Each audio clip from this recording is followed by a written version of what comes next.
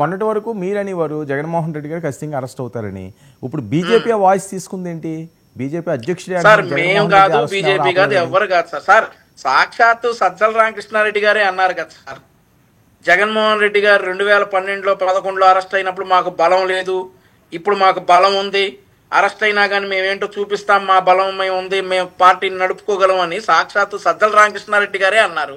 BJP అంటే ఏముంది, తెలుగుదేశం అంటే ఏముంది సార్? అసలు మీకు ఇక్కడ డైరెక్ట్ గా తెలిసిపోతా ఉంది సార్. ఇక్కడ ఇక అంతిమ లబ్ధిదారుడు ఎవరు ఏంటనేది ఆ రూట్స్ అన్ని కూడా ఈ తాడేపల్లిలో ఉన్నటువంటి, నేను ప్యాలెస్ అన్ను, అందరు అన్నట్టు బూత్ బంగ్లా అన్ను, ఎందుకంటే అందరికి ఇల్లు ఉంటాయి కాబట్టి జగన్మోహన్ రెడ్డి గారికి కూడా ఇల్లు ఉంది.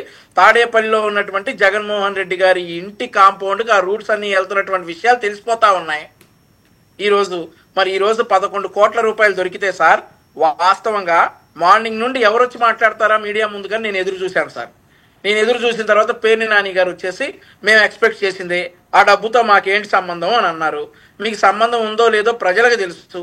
మీరు చెప్పినా కానీ, మీకు కవర్ డ్రైవ్లు ఎన్ని చేసినా కానీ ప్రజలకు అసలు ఆ డబ్బుతో సంబంధం ఉందా మీకు లేదా అనేది ప్రజలకు ఆల్రెడీ అర్థమైపోయింది. ఒకటే సింపుల్ లాజిక్ సార్. ఇప్పుడు ఈ వరుణ్కి ఎవరు చెప్తారు సార్? ఆ విజయానంద రెడ్డి గారు చెప్తారా, అదిగో నా గెస్ట్ హౌస్ లో డబ్బులు ఉన్నాయి, నువ్వు వెళ్ళి సిట్టోళ్ళకి చెప్పు అని చెప్పి విజయానంద రెడ్డి గారు చెప్పరు కదా సార్. ఆ డబ్బులు అతను అక్కడ దాచిపెట్టడానికి అతను నియమించారు. ఆ వరుణ్ చెప్పినటువంటి సమాచారంతో ఈ రోజు వెళ్ళి పట్టుకున్నారు.